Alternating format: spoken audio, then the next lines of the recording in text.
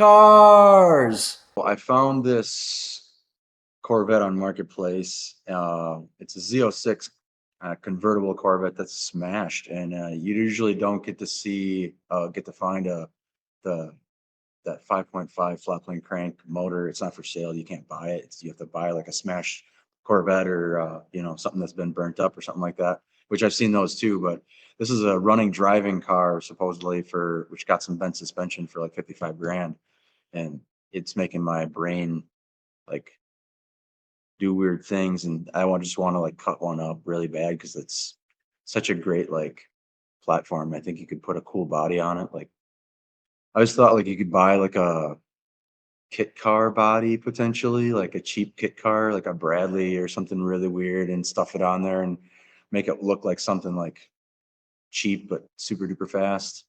That's But actually also kind of you could funny. like rebody it, aluminum body or something like that would be like really really cool. But yeah, like I think like a kit car, where it's like some sort of obscure kit car, and then adapted to that body. I think that'd be really, really cool. Yeah, that is kind of a cool idea. What's all smashed on it? Front and the back. Like, is it like unusable or is it just like mostly cosmetic? I thought in the ad it said the insurance paid out like over 100 grand on it. Like it's total. Like like there's nothing with the body that's usable. I don't think. Like it runs and drives, but it's body wise, it's junk, Sometimes that's the best and it's opportunity. also convertible. So yeah, I mean, it could be really cool. I mean, I think you'd have to have a client that would be like, we have to, have a plan, and this is definitely have a client in mind and stuff. But boy, would that be cool. I don't know if there's a lot of people that would necessarily start that. That's a pretty Yeah. big project. Yeah. Uh, I've been thinking about doing something not on that profit scale or that price scale, but I was looking at my kids getting big into like drifting and stuff like that. Like, and I said maybe I should build a drift car after the trucks. And I was looking at, like a lot of the Lexus chassis because they run the same dual overhead cam V8 that I rebuilt for my truck. So I was thinking, oh, that could be something that's familiar. I've got a whole spare motor here, so I could do something like that. And they're mostly rear-wheel drive and whatever. But the more I thought about how I would rebody a Lexus to make it something like I'd want, I'm like, why wouldn't I just start with a drive, a motor and a transmission, and then just build a chassis for it, do like a whole tube chassis, custom body type car instead of Yeah. taking something and then unmaking it to make it into what I want. Why not just like almost start fresh with just a drivetrain? You're not dealing with suspension that's got bad geometry or weight distribution that's weird. You could just take Yeah, only the parts you want and then, just kind of build a completely one-off car. yeah. To me, I'm just to the point where I want to start with something that's a little better to begin with. Oh, I imagine. You know, not trying to take like a couple $1,000 car and turn it into some, piece of jewelry, which is cool, but man, it's such a long journey. Holy cow. Yeah. I just sometimes I have a hard time being happy with working around something that wasn't designed for what I'm trying to do. That's like every day. Yeah. I think a Bradley body on something like that would be just outrageous. It's almost like Yeah, I mean, some of backwards. those that Bradley that one there's one Bradley coupe that actually with if you mess with the body lines a little bit, actually is like a really, I mean, you could make it look like a really, really cool car, like really, really rad. No, but I don't think people would really understand that it was a Bradley to begin with. If you had it on a C8 chassis that was that wide, it would be pretty cool, I think. But I don't know if I want to do that much fiberglass work. I'd rather just like, I don't know. You can make molds and like make it out of carbon or something like that. I don't know. There's a lot of places around that do molds, and around in Wisconsin. It's just a matter of finding the right place. JW Rod Garage actually had all their fiberglass molds for their 32 Roadster, their 32 Coupe, all their like fiberglass cars that they replicated, and because they stopped making them because they weren't really like people weren't buying them anymore. So there's people around that make them. I actually had a thought that you could buy that those molds for like let's say those fiberglass hot rods like Model A's and 32s and stuff like that, and then do like a hemp composite because like Henry Ford, like they almost switched the whole line to hemp composite in the 40s during the war because it was they hit. There's actually a picture out there of Henry Ford bouncing a baseball bat off of a deck lid and it not denting. Right. So it's actually some pretty cool stuff. And I think Porsche is using it as a carbon fiber alternative. Is they're using hemp composite? I mean, Yeah, I saw like that. you could make a whole body out of hemp composite. I don't know what it would look like at 5, 10 years down the road, though, if it would hold up in the, if it would hold up at all, really. I would think if it's in a resin, it Too would much hold up test. fine. I think I just don't know what the UV would be like on it.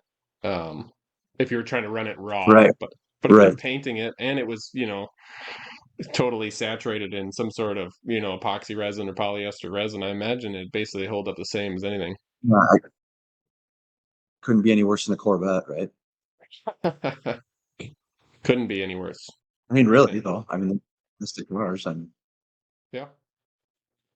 it, yeah, I don't know. I always thought that I my original wanting of a C8 was to because I just thought the back bumper was terrible. I think the taillights are terrible, kind of.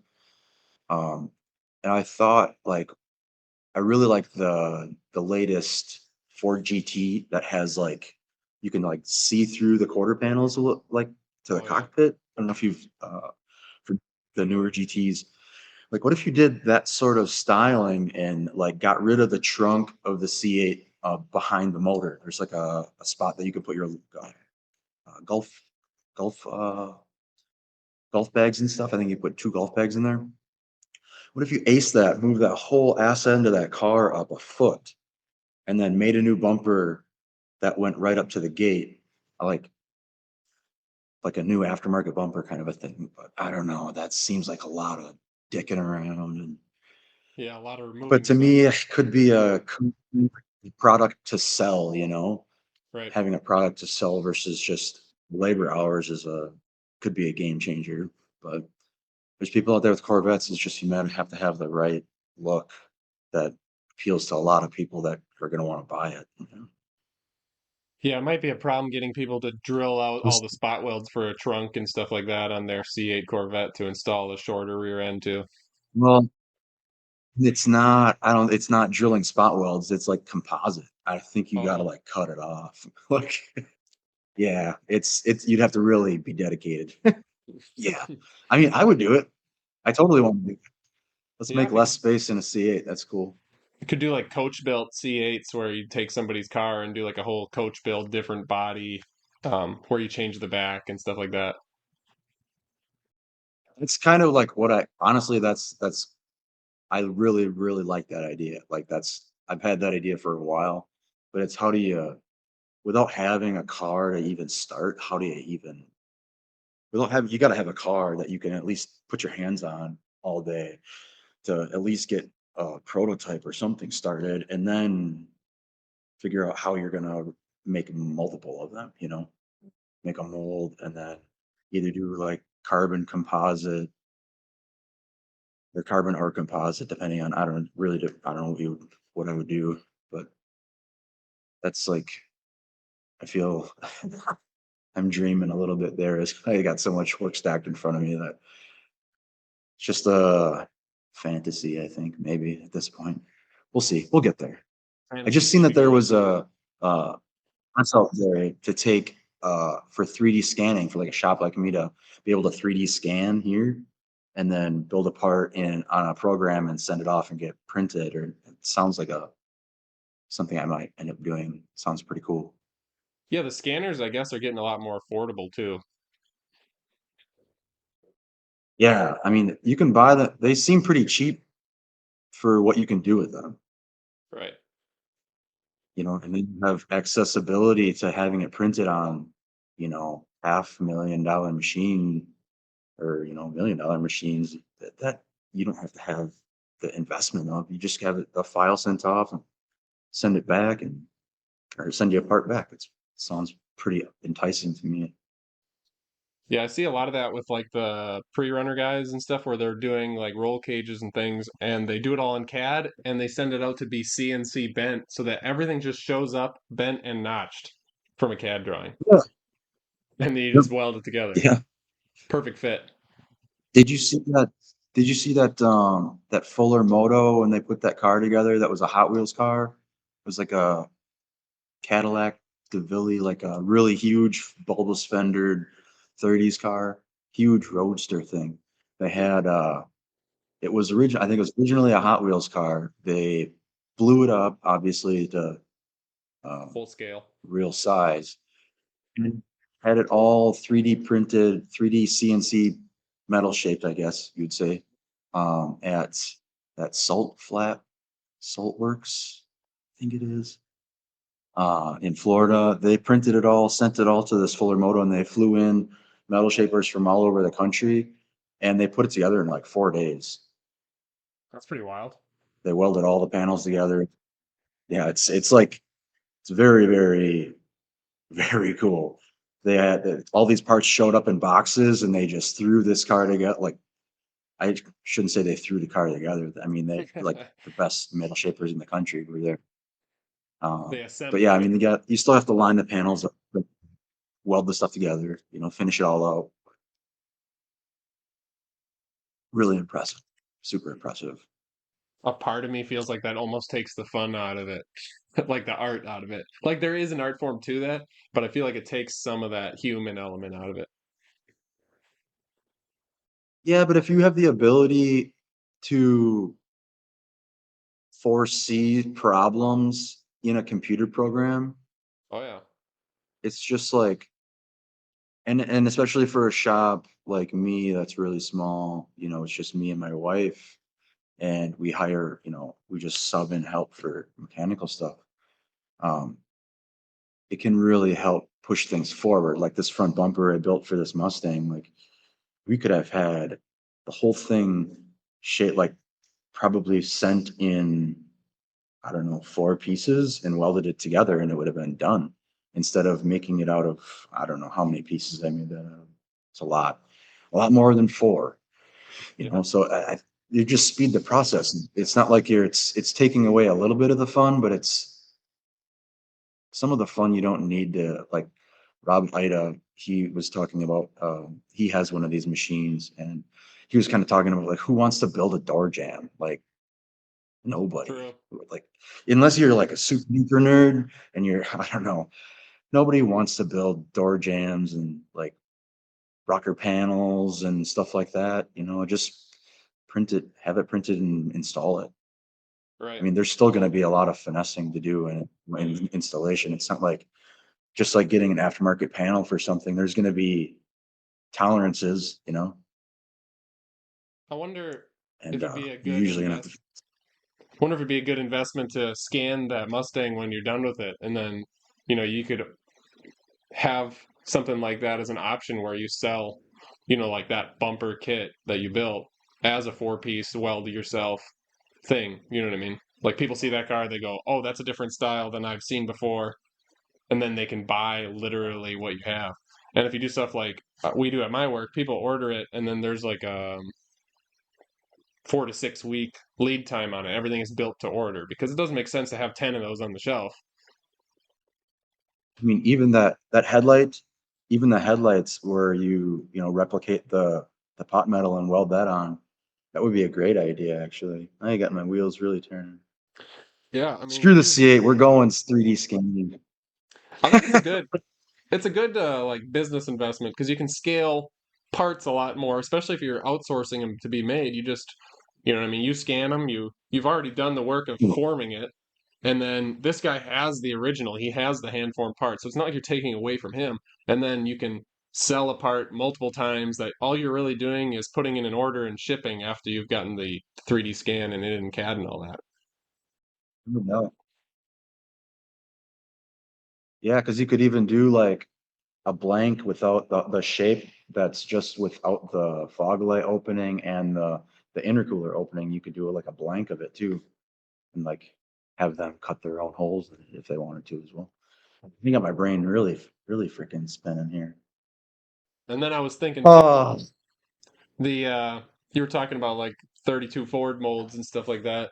Is there anybody selling like carbon fiber 32 Ford parts so somebody could buy a whole front, like hoods, grill, deck lid out of carbon fiber? no idea. Because that would be a pretty easy thing to get into I and knew, something cool. yeah, it would be that would be pretty easy, I think. As for, I mean, because all you got to do is buy an aftermarket grill, and you're already there. You're halfway there.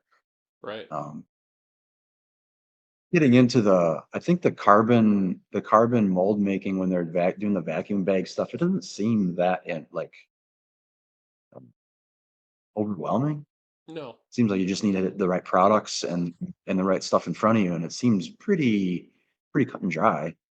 So that stuff really doesn't scare me too much. It'd be cool to make a bumper like this out of carbon, like the sheet metal one I made, like make that out of carbon and have Right. that a mold made to that out of carbon. That would be cool. Because I mean, Yeah. sheet metal stuff is cool, and me, it was just me being able to have a substrate that I can work with and make cool. Like I'm not that familiar with aluminum. Making that out of aluminum would have been a really tall order for me, anyways. That would have not, yeah, that would have been really tough. Sheet metal stuff enough, and aluminum's a little over my head as far as like making an aluminum body would be. I say I want to do it, but holy cow, that's a lot of work. A It's lot not of work. very forgiving. No, no, not at all. It's a little Um, intimidating for me, actually. yeah, well, I have some friends here that do like the carbon. They do boat parts, but they do all that carbon, where they vacuum form it and and do all that. So Yeah. that's actually wouldn't be. I've seen some shops down here because Florida's fiberglass.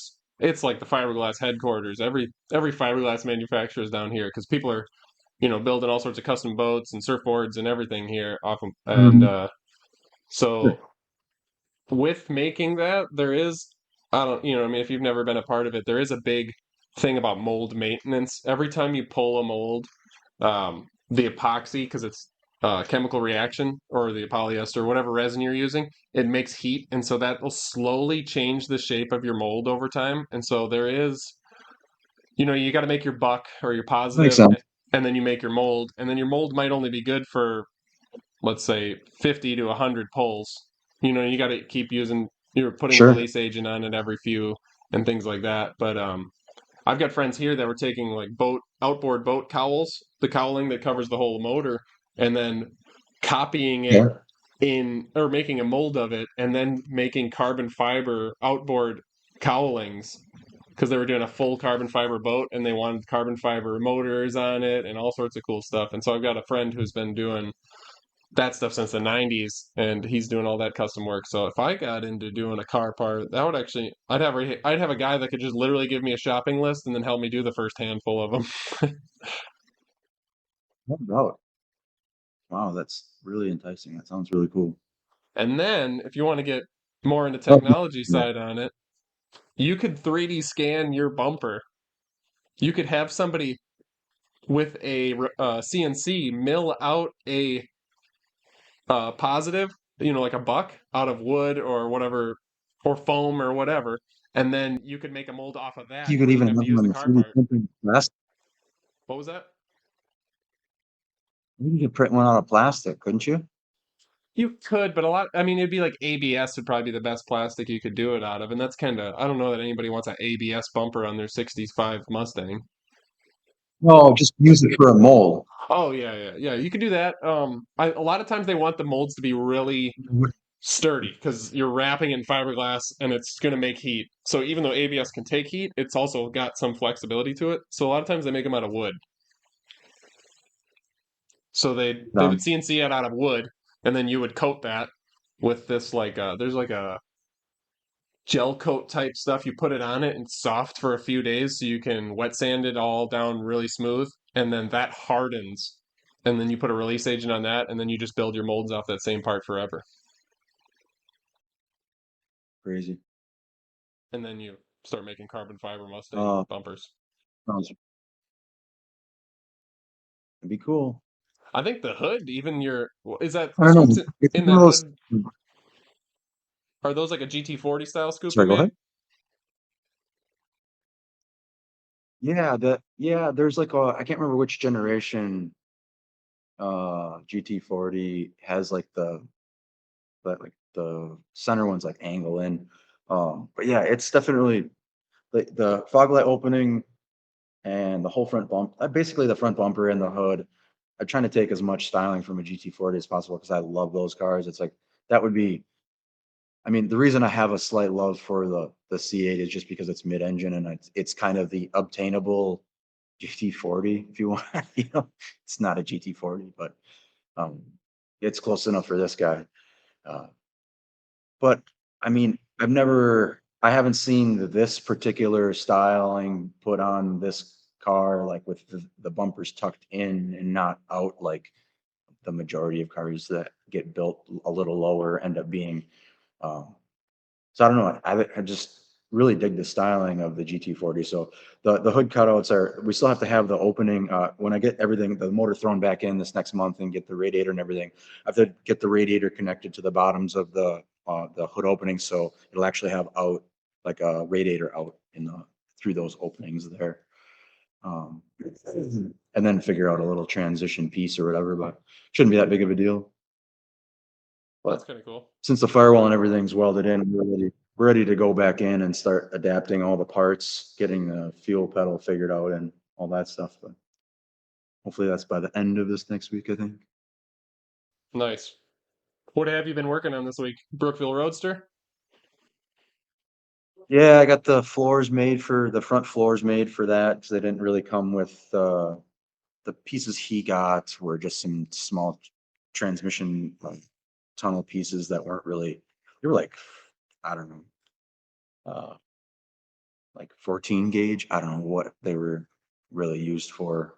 But anyways, so we started over. We made it all. We made it, yeah, out of 18 gauge, which kind of matched the rest of the floors that were in the back of it. I tried to match the bead size that was in the back, so it was. I made a Pullmax die, or modified a Pullmax die that I already had to match that size bead. I didn't have anything for the bead roller that size. It's pretty large bead for a bead roller. You also, with a bead that size, you usually have to pre-stretch the material so you don't end up with a floppy piece of bacon kind of on the edges. Um, so I did a lot of pre-stretching in the power hammer to get the height and the amount of material for the bead in all the bead areas. Then you got to remark it so your lines are straight.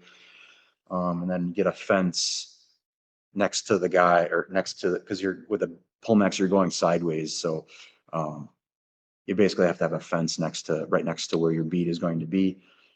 So I got all that beaded out. We got the transmission tunnel piece power hammered out and flanged out, so we can just basically spot weld it all together. Got all spot welds cut, got all welded in and ground down by Friday afternoon. So it was rocking and rolling. We made them all and welded them in 4 days. So it's pretty cool. That's But cooking. I'm beat. Yeah. What this might be naive of me, but what is the why Polmax over just like a bead roller? Is it the size of the bead? You can't do that large of a bead with a bead roller? You, I think a guy you could with multiple passes. Usually you're doing multiple passes in a Pullmax anyways. But you can move a lot of material a lot faster. Um, it is nice with a bead roller because you can just, if you can crank it down and run a straight line, you can do it by yourself really easily without having to have a fence made or anything for the line. Sometimes it's just dies. If you don't have the right die, I mean, it's easier to make a Pullmax die than it would be to make a bead roller die. For me, I don't have a lathe or Yeah. anything. I mean, you're still gonna to make a bead you're gonna have to make a top and bottom for a bead roller. I mean, and that's a lot of material because it's the whole wheel, top and all the way around. With a Pullmax, you're only doing 3/4 inch by 3/4 inch. If you can keep it, if you could keep it, if it's within 3/4 of an inch, that's the stock size that goes into the Pullmax, or my Pullmax, anyways. Um, but it's just it's time investment and getting it's time investment and results. I think you're going to get better results quicker with this Pullmax, just by doing the pre-stretching with the rubber upper in the power hammer, and it took longer to get the fence made than it did to actually pre-stretch it and run it through the Pullmax. I mean, the longest part about it was probably getting the die to fine tune to where it's not marring the metal and stuff like that. But it's just more of a versatile machine. The bead roller, it's very limited. You can run a lot of passes on something and it's still not right, even if you have the dies right. I mean, to me, that Bailey bead roller works pretty well for its price range. But I got in on trade for doing work for a guy, so it was like, this is the one that was presented to me, and the dies that I have. I haven't really invested on new dies just because I have a Pullmax and I have a lot of stock that came with the Pullmax. So I can just you just make a Pullmax die and you have it forever. This machine lasts forever. It's a 1952 or 53 machine. Pretty sure it's going to be around for a while yet. So Probably longer than both of us. probably it came over from Sweden through Chicago. The guy that the company that it came through, or the Pullmax company, is bought now by a guy, or the not bought now by a guy. A guy has all the basically info on the card, the Pullmaxes that came across, basically.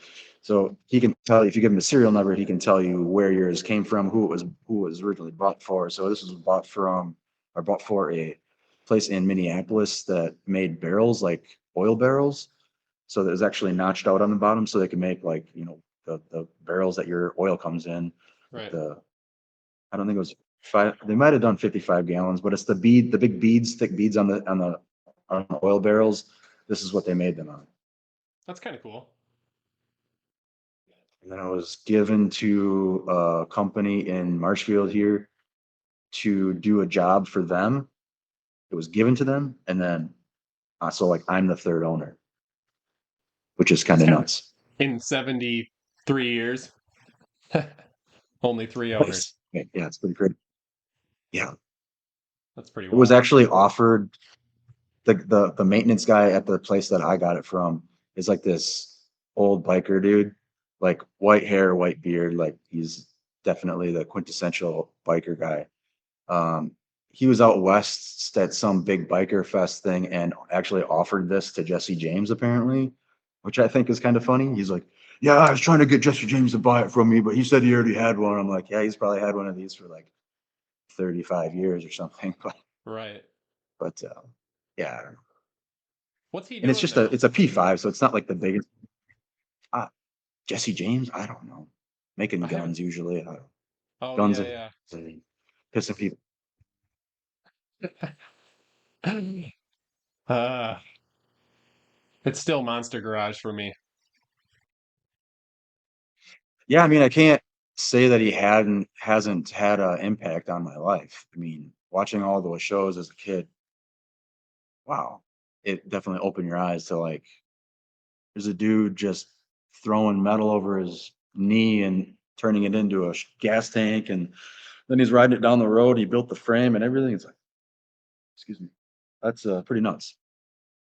Yeah, I remember when all the big West Coast choppers and all the chopper shows were out. I was taking my Hmm. BMX bike and cutting the frame and raking it out and extending the fork so I could have like this Oh super yeah. cool laid out 20-inch bike, almost impossible to ride. I chopped it and raked it out, and then I realized that the cranks were too long, so then I had to shorten the cranks to like 2.5 inches. So I went like this, but it looked Yep. really sweet sitting there. Did the same thing to a Schwinn, Oh like the yeah. same thing. Yeah, I It tried was like brazing it. dangerous to ride. It was. Like I ruined it. Yep. Yep. Oh, to be a kid again. It's okay. We needed that, I think, just to Mm, get us get us going.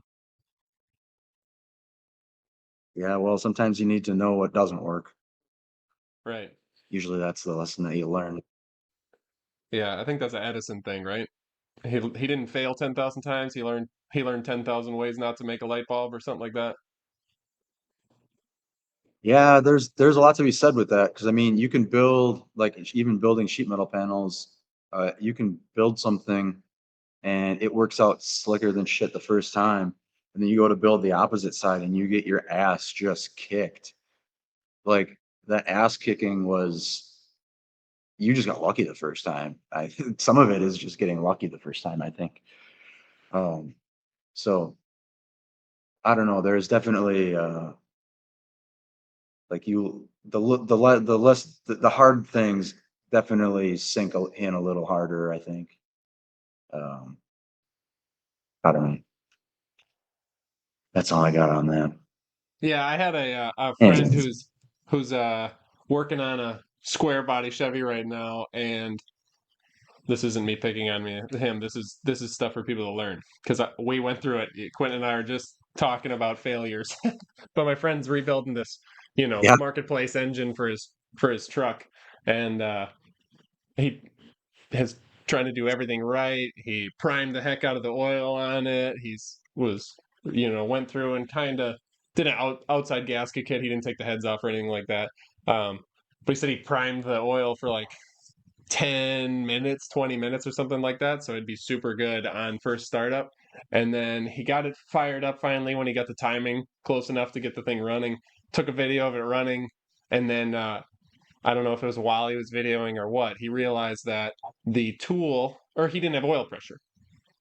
So it'd been running, no oil Oh pressure. boy. Yeah. So he kills it. No. Oh, yeah. He shuts it off. I know. You know exactly the feeling. So he shuts it off, and then he's digging all over trying to figure out why he doesn't have oil pressure. And the tool for reaching in and priming the oil pump on a small block Chevy through the distributor hole took the oil pump drive shaft out of the motor with it. Oh no. Yeah, so he had to pull the That's a big distributor, suck. put the shaft back in. He did send a video of it running again, and he was using 2050 weight. He said it ran for only like a minute, and so hopefully everything's okay because it's coated in 50 weight. It was primed. It's a small block Chevy, so it's pretty loose tolerance to begin with, and It's, he, I think it's saving it's a small block shed. Oh my god, that's funny. but he had it running. It's straight headers right now, so he's like, I can't tell if it's knocking or what. And I said, well, what's your timing set at? And he goes, I'm not sure. I got to buy a timing light tomorrow. I said, well, let's just hope that if you don't feel anything and it's running okay, that you're just hearing. It sounded like timing to me in the video. It sounded like uh, it just had zero advance to it. It was just barely going. But we're gonna cross our fingers. He didn't wipe the bearings out on it. Um, but he's like, Yeah, it's hard to troubleshoot until you get it all running right. yeah, he's like, I feel terrible about it. And I was like, well, hold on to that feeling. And then maybe you'll be as paranoid as me Yep. on engine startups after a bunch of work like that. Yep. Because I redid the motor in the Tundra. I don't know. I want to say that was like January, and everything Mhm. assembly lube, took it, everything apart, honed everything, cleaned the engine a bunch of times. But my number one concern on fire up was oil pressure, oil pressure, oil pressure. So I'm like, key on, or holding the key, and I'm watching the gauge, and come. I was ready to kill it if it didn't have oil pressure within the first 10 seconds, even though it was like Yeah, heavily coated in assembly lube. It's right. just that kind of thing because something so short as not having oil Yeah. pressure for 30 seconds can really just ruin your day. Yeah. Yeah, So, that'd be a bad day. Definitely a very bad day. so we're crossing our fingers that his motor's good. Mm, right. Yeah, yeah. That's some scary stuff. That's why Yep. the sheet metal stuff sounds so much more when you don't have to deal with I can see you just if you want to see what's inside, you just turn it around, you know? Oh yeah, that's true. I uh I didn't know what I wanted to do when I was 18, and then we had the Wyotech rep come into the autos class in school, and he was talking about all the different courses they had Hmm. and everything, and I knew I liked cars, and I knew I was probably going to end up working on cars. I probably should have went with all the machining work I had been doing and just become a machinist. That would probably been a better living, but uh, he was in there talking, and Even I was like, machinists in aftermarket automotives would be like really awesome. Like that would be really you can sweet. make a lot of cool shit. Oh yeah. But I sat there and I was like, if I'm going to work on cars, I don't think I want to do brake jobs and oil changes and just change parts for the rest of my life. So that's kind of why I went into like paint and body work and motorsports chassis fab. I just, the creation aspect of it and like you're doing something that just has like a visual effect. So you always kind of have that going for you. Everything you do is almost going to have, like a victory feel to it because it's going to be hopefully better than when you started. Yeah. To me, I really love I mean, I like making things like restorations are pretty, I think they're pretty cool when you have a goal.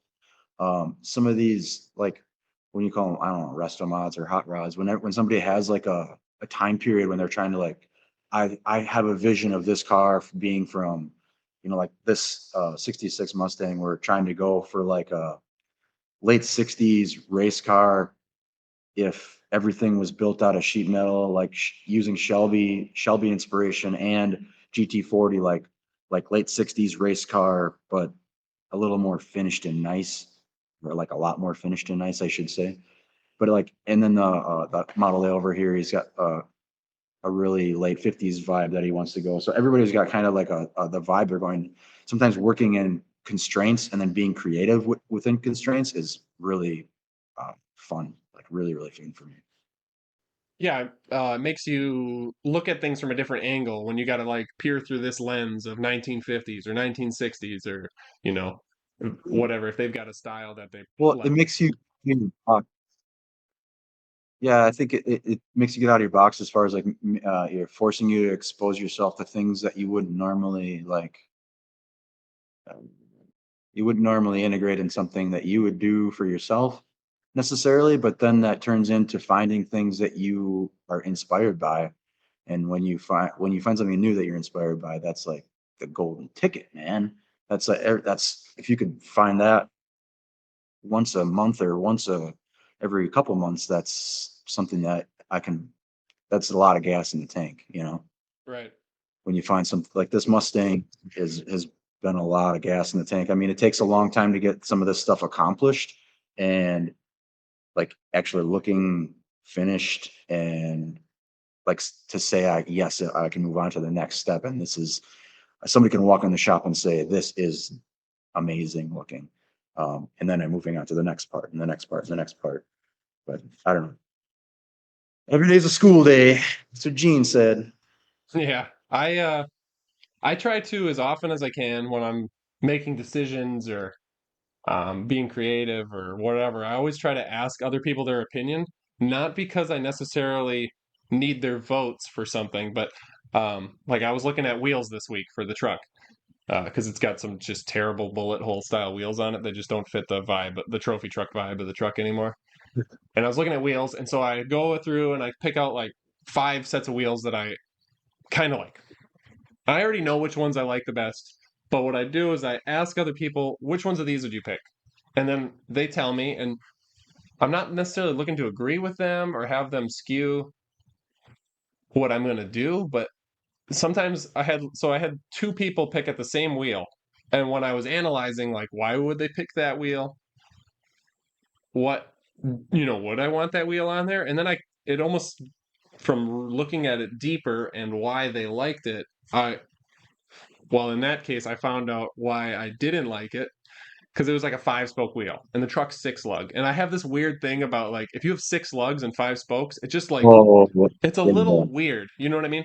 And then I was like, why do they Mhm. like this style wheel? And then I was going, oh, well, that's the Ken Block style 5-spoke rally wheel with the vents around the outside.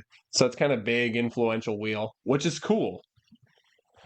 I looked at a set like of 1552 wheels for the truck, which are the Ken Block. They actually had a little 43 on them and everything, but it just doesn't 100% fit what I'm doing because it's a rally wheel and the truck's a like a basically a wannabe trophy truck. Um, But like all the time, I'm asking people like, "Hey, what do you think of this?" And they might completely change my opinion, or they might just make me look at it different, and then it'll steer me in a different direction, or I'll go, "Oh, while I was thinking of that, I kind of think maybe I should go more this direction." And it's like I need other people's feedback to steer me around, so I don't just do I've everything done the that same. before. I'm usually the one that's like, if there's like a consensus on on people's decision, I'm usually the one that's like, well, not doing that. Like, I will make something else way cooler and prove you wrong. I don't know what it is. Some defiance in me somehow. I don't really understand it, but I always think the group think is probably not always right in any circumstance. Yeah, I think it has its place, and I think it's good for, let's say, outside of the box thinkers to see what people are thinking and why they're thinking that, and you know what I mean? Like, is that something I want to be Yeah, any I part mean, of? acknowledging it and participating are two different things. Right. Otherwise, we'd all be driving Ford Mustangs with 5.0s in them or something. The same car. Yeah, I mean, I have a guy that stopped in that wants to build a Mustang. He stopped in this last week. He's got a 67 coupe, but he wants to build it like the Martini Mustang. I don't know. I've never heard of it until he sent me videos of it. But it's a 65 fastback, or no, 65 coupe. Um, but it's got some Indy motor in it, and it's got some transmission that's got straight cut gears in it. That's like super duper loud and gnarly and nuts. Like the car is looks kind of stock on the outside, but it is way crazy. And he wants to put these vibes into his car, and it was like he was super excited about it. He's got also got like a 660 horse Lennon Flagger uh, vet that he's got. Like he's also got some crazy stuff apparently. So I was pretty excited about that guy coming in, and he sounds pretty serious. So I'm pretty excited about that. It's just a matter of it's going to be a while before we can fit it in the shop. But Right. just talking about new projects kind of gets excited about just moving. It just gets excited about moving. It even puts a little gas in the tank for getting the projects done that are in the shop. It's like, yeah, there's cars after this. Like, we gotta keep moving. Yeah, sometimes you need to be looking forward to something else so you have motivation to finish what you're on, so you can get to that next thing. Yeah, sometimes I feel like it's Groundhog's Day, just coming back to because we rotate budgets and stuff and trying to fit in helping as many people as you can. And it's just looking at the same stuff. Maybe it's time to play round robin again and move some things around this afternoon. Maybe, I don't know. We'll see. Speaking of motivation, I got some wonderful Yeah. motivation from the TikTok comments this week. Everybody was trashing my control arms and my You welds. first. I I will say there was at least one person in the comments that had a pre-runner. Now I will also say it looked like mostly bolt-on Ford Ranger pre-runner parts. So there's a lot of difference between Yeah, that he designing bought. something and buying something and bolting it on. But I'm sure those parts were made in a nice shop. They weren't made in a side yard. Um, and the guys probably had shoes Yeah, on. They weren't wearing sandals and it's welding and grinding like large I am. difference. But I Yeah. I honestly found it interesting because I post I only post on TikTok like once a month just to kind of keep that channel open if that's the way somebody wants to find me. But I find it amusing that everywhere I post, things are neutral or positive for the most part. except for, a stray comment here or there. But I post on TikTok and it is 100% people giving me expert advice and hate. And by people giving me expert advice, I mean they're telling me that you can't push a MIG weld and stuff like that. And I'm like, I don't think you totally Oh, understand. okay.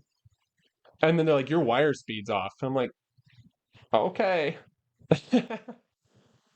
I don't know if you know that videos and That could even be the video of them not getting the right, yeah, that's, some people just need to not comment on anything on the internet at all, in my opinion, but whatever.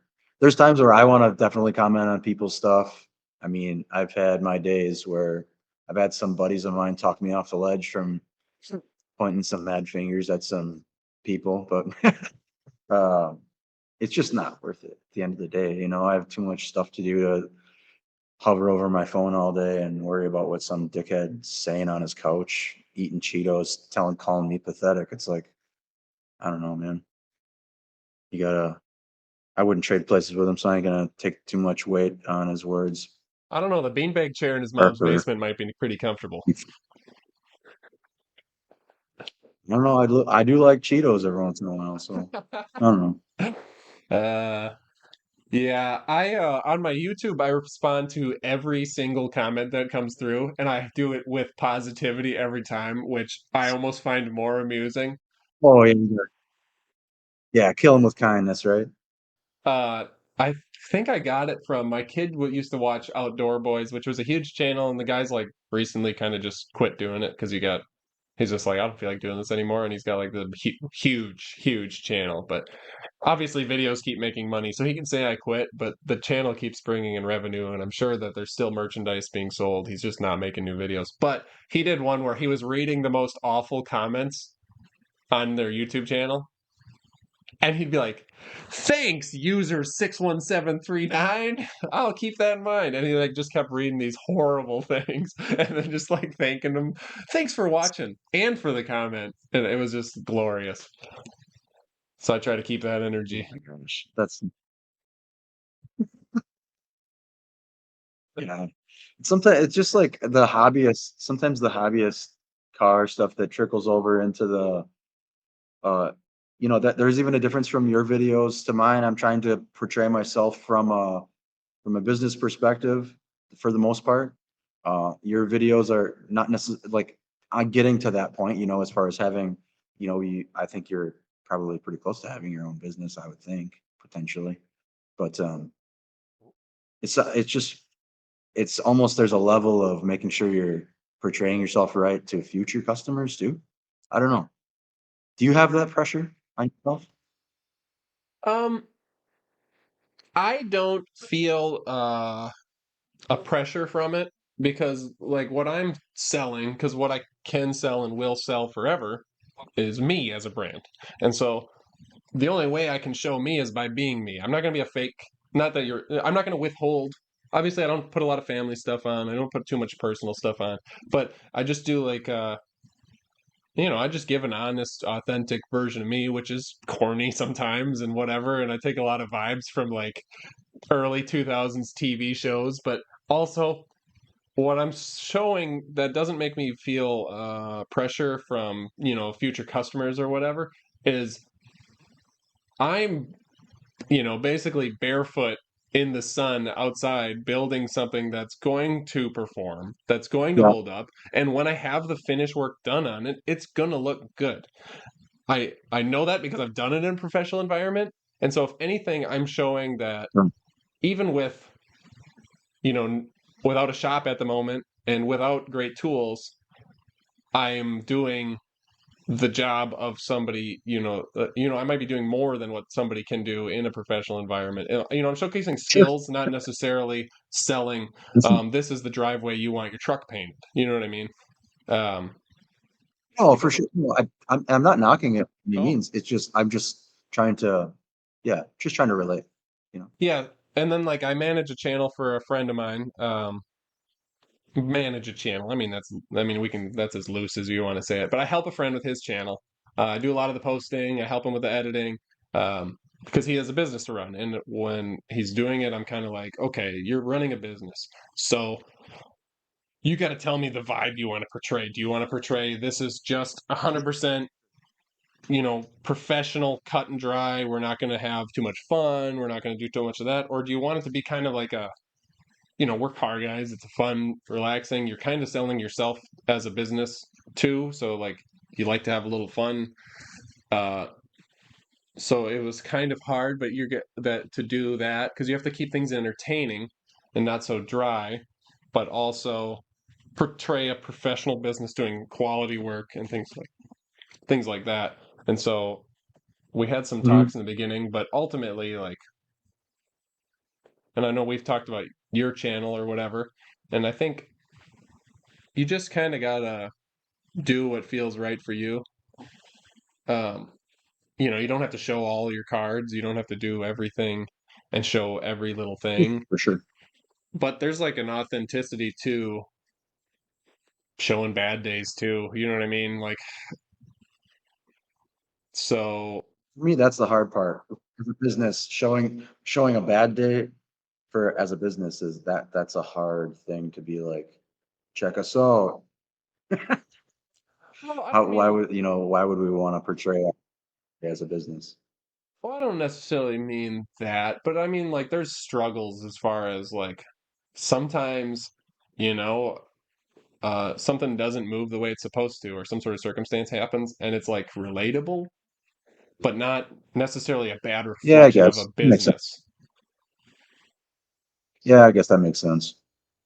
So like if you can show what I you're guess I'm doing, too far in when it's happening. yeah, I mean, and that's fine. I I don't even video everything I do, and I mean, I've made full videos that I just never posted because I'm like, to me, since it's more of an entertainment thing that I'm doing, is if I record a bunch of stuff and edit it and it's not, I don't see a value for the people that are going to watch it. It's like, why even post this? You know what I mean? Like, I'm not here to necessarily waste anybody's time. I'm just kind of showing them what I'm up to and trying to, give them a little inspiration or a laugh or whatever.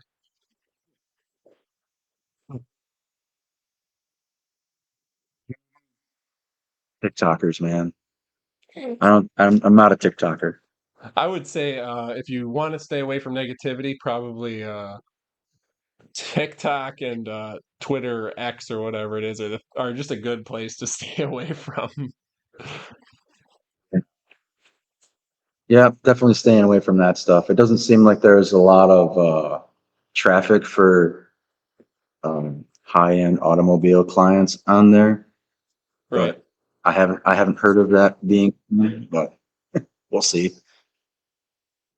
Yeah, and I don't know that if it's not providing any like what I'm saying about like showing bad days, it'd be like uh this piece of equipment is acting up, or you know what I mean?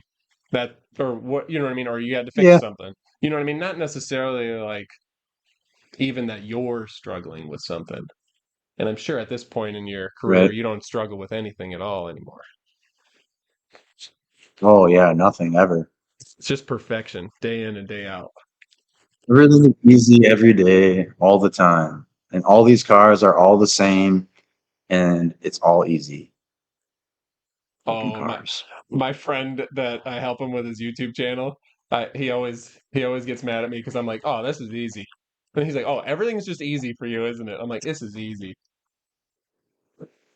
Yeah, that's how I feel with you and your YouTube stuff. You're like, and just social media in general. You're pushing stuff, and I'm just like, wow, it's Wednesday already. It's Friday already. Like I'm a whiplash from the week. Um, I kind of to me, I don't allow myself, and this isn't judgment on anybody, but like I don't allow myself to make a lot of excuses for stuff or to get out of things. Because like that's probably just the dad in me. Because I can, or and managing people and whatever. Like if you got time to lean, you got time to clean. Well, we're all on our phone when we don't need to be for at least 10 minutes of the day. So in that 10 Well, minutes of the day, instead of, and let's be real, it's a lot longer, but in that 10 minutes of the day that I'm on my phone, if I don't have anything actually productive going on, or I don't actually need just a break to shut the brain off and watch some dude cut a Porsche up or something like that, I try to, instead of just being a consumer and consuming and death scrolling away, I'm like, why don't I take 5 of this 10 minutes and I just make something? And so, like, my whole yeah, I could. channel has been just built on, like, I mean, work ethic would be like a way to make it sound fluffy and manly, but really it's just a No, I war of mean, attrition. I understand that. It's just me showing up every day and spending 5 minutes. It's not necessarily like to make a 10-second short. How long does that take me? I just anytime I'm doing something, I just video anything that I would go, I should send a picture of this to Quintin, or I should send a video of this to Quintin at some point. I just video that moment, whether it's me catching a snake in the shop, or there's a 10,000 ants on the garage door or whatever like that. I just video that stuff, and then in my phone, I slowly get this like backlog of 500 things. Yeah. And then if I don't have anything Hmm. fresh and relevant to post that day, I just swipe through my phone. I grab one of those 10-second clips. I throw something on it that has to do with, what's going on. And like I said, my brand is me. And I just happen to work on a lot of things and go on adventures with these things I work on. So I just take that thing and I put some, whether it's just text and music on it at minimum, I just do that, and then there's another video. And next thing you know, you look down at your channel, and I've got 1,900 videos on my channel because I've posted every single day for the last over 3 years. There was a point where I was posting. I had a really relaxed job, so I like mentally, I wasn't expended at all, and I had like an hour lunch break. So I would post a Right? video in the morning before work. I would post another short on lunch, and then I would post a third short in the evening because That's nuts. generally they only take me a few minutes each to make. And so there was a time where I was posting 3 shorts a day for like a year. And so that's Oh, 900 videos. yeah, So it's that's like, nuts. it's just showing up and whatever you want to say, eating an elephant one bite at a time, or you know what I mean? It's just, Yeah. To me, to me, some of it is like you said. If it's you have a task that day that's like very um cruise control. Like to me, like filler work is cruise control. Like I can listen to and absorb and think about, and like my brain can just do whatever, and I'm just sanding filler all day long. But like metal shaping, building a panel, until you're getting to welding and finishing out the weld, my brain doesn't like. There's two modes. Like I can either listen to a documentary or some podcast or something like that in my headphones, or I'm listening to music and I'm in like listening to music is working on sheet metal, and I can't focus in like words coming out of it. It's just like background noise right, you just usually need a vibe. because I have to focus so much. So there's levels of like between being like ultra concentrated, making sure that I'm matching the other side, building a part or whatever, shrinking in the right place, or just shrinking versus or a form versus shape in a panel, making sure that you don't just need to bend it versus putting some extra shape in it or stretching. So it really takes a lot of mental capacity for me. I'm sure some guys can cruise through that stuff a little faster, but ever since I've gotten heavily into the sheet metal shaping, I can't consume things like I used to, if that makes sense. Yeah. It's more of like turning something on that I can focus, that I can get my brain in the right spot. What is the choice sheet metal forming music? Honestly, it's all over the place. I have a Chris Stapleton mix that I like listening to, but sometimes that's like a little too slow for me. So I like Sinatra and like 40s jazz stuff. Sometimes that's like my like 40s Junction on XM is pretty awesome. But I also like metal music, so there's also like most days I'm just listening to metal music that's I say jazzy, but it's like groovy metal music. I don't know. not everybody's cup of tea, and I'm sure the neighbors here don't appreciate a lot of it, but sometimes it gets like, I just got to crank music and hammer some parts out. Groovy metal while you're grooving metal.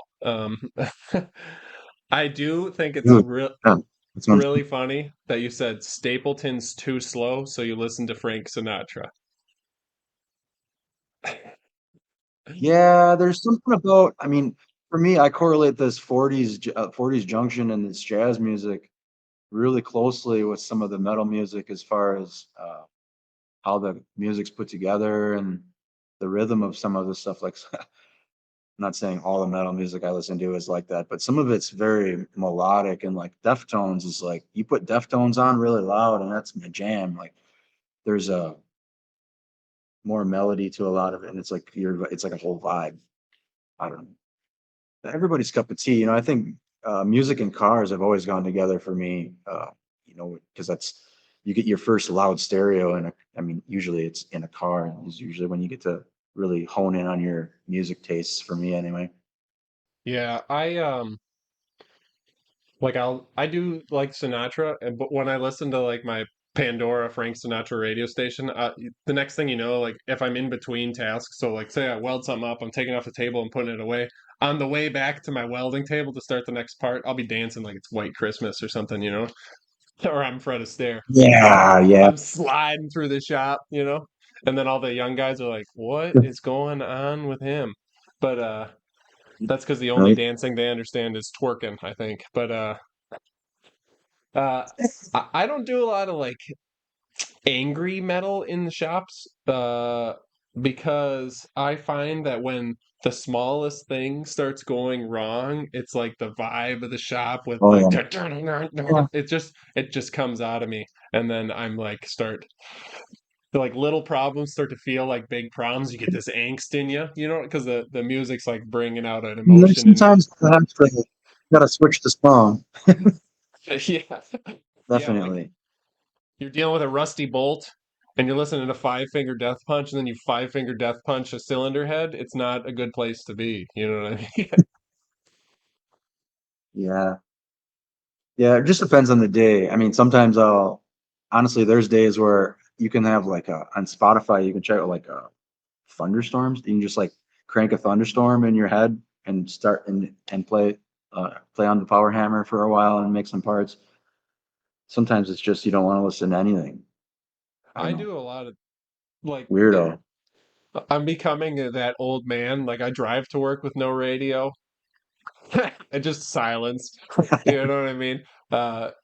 And like when I wake up at like 5:30 every morning, and I won't look at my phone for the first half an hour of the day or anything like that because I like my brain to just like wake up naturally and go through whatever thoughts I need to finish up so that way I don't have stuff like locked You. in. So I don't know. Sometimes I find that the silence is good because if there's something that's been in the back of my mind I'm trying to work on, whether it's, how I'm going to lay out an overlay panel on a control arm or a shock tab design or changing something structurally, like if I have that quiet time, sometimes um, it's like the thoughts just kind of work through themselves for me. Mm. The For me, that's like having this like same music on, or like my favorite album on, or something, or a favorite album on. Right. That does the same thing for me. So it's like this is really familiar, and it lets my brain kind of do Wonder. like let loose, and the silence. The silence brings more out for me. Yeah, the young kids I work with tell me I'm psycho when I'll have no music or anything like that. They're like, "How do you drive in the car in the quiet?" I don't know. I It's like to let funny. the mind wander. How do you do it?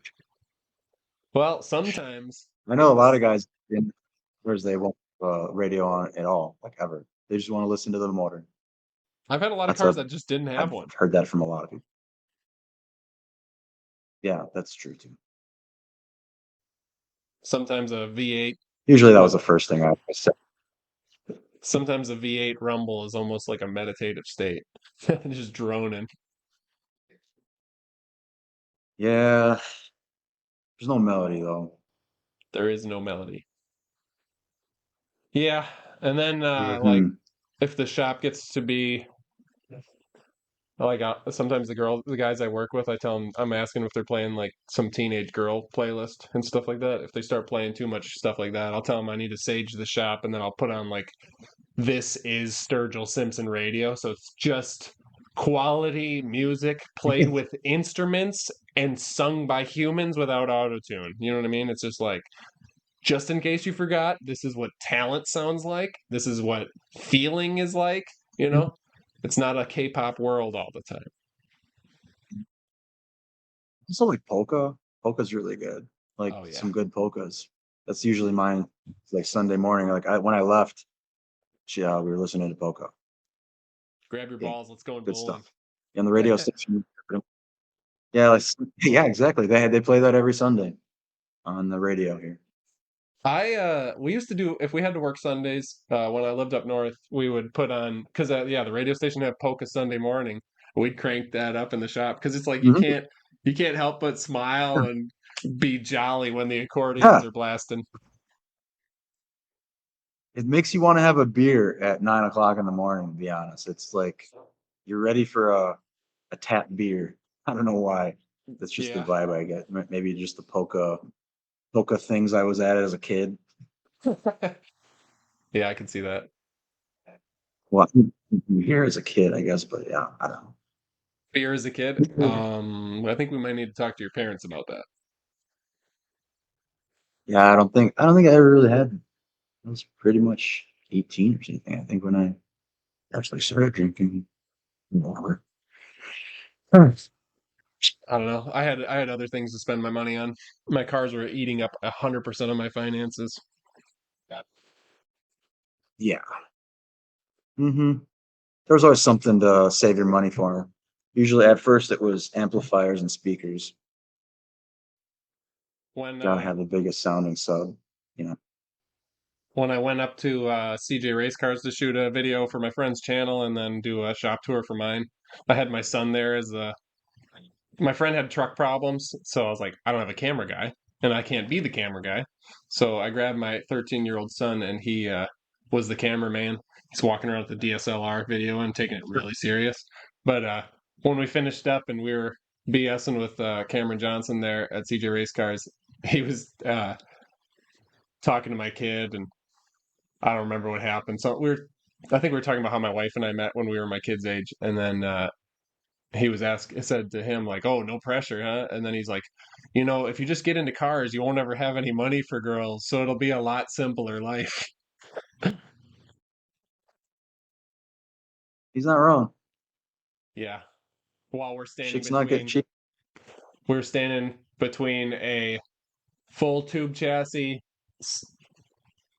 1600 horsepower, 69 Camaro, and then next to us was Cletus Oh, McFarland's, uh, I think it's 3,500 horsepower El Camino build.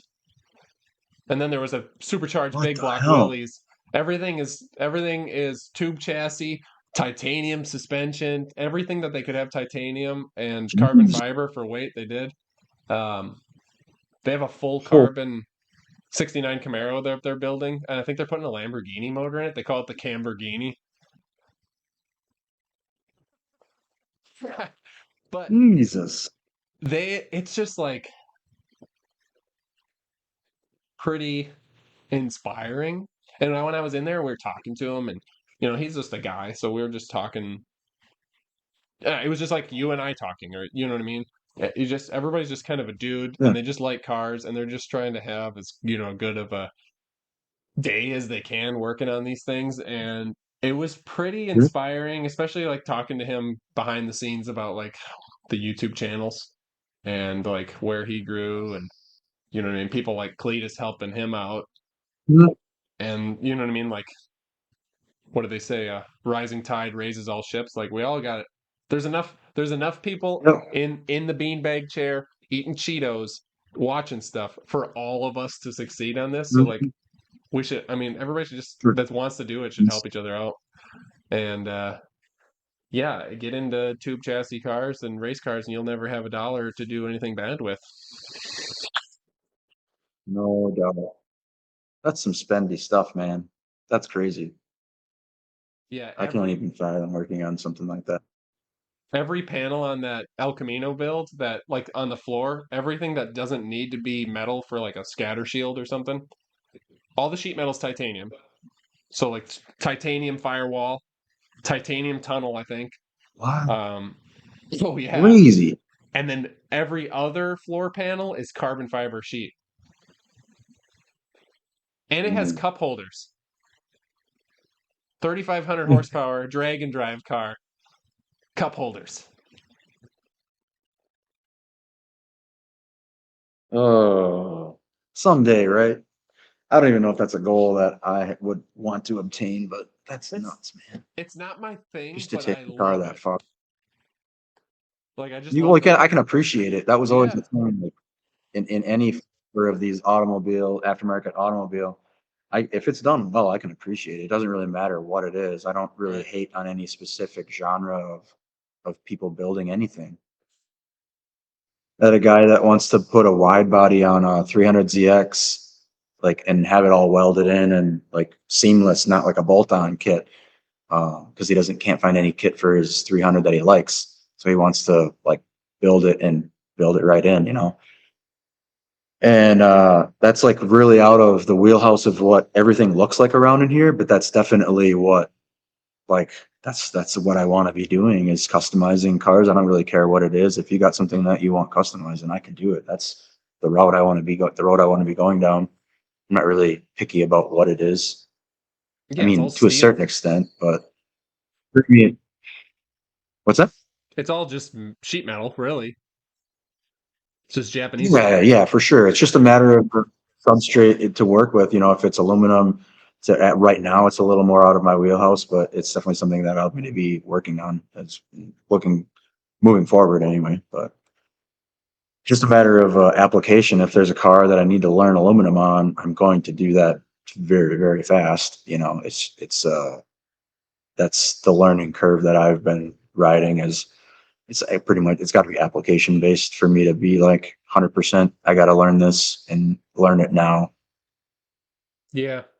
I have Florida has fortunately given me a lot of aluminum exposure. I don't do like a lot of aluminum sheet forming, but I've just spent so much time with aluminum at this point that I like have a feel for what it wants to do and what it doesn't want to do and how it's going to act. And so like when I was talking about, building a tube chassis car, I've thought about doing like a 30s Ford style, because most of the panels have just like a pretty simple shape. Not every panel, but a lot of it, like the hood, it's just a nice curve. Obviously, things crown up and things like that. But I thought about almost doing like an aluminum bodied, 30s style hot rod because there's just wouldn't be much Yeah. to it and it'd be cool. But then I get worried about, I even thought about doing like a aluminum chassis, like a belly tanker. But I Hmm. worry about if you ever hit anything. Well, that's honestly, that's a lot of it for me. I mean, even worked on a Factory 5 Cobra kit car, and I'm like, you get hit from the side, there is nothing but fiberglass here.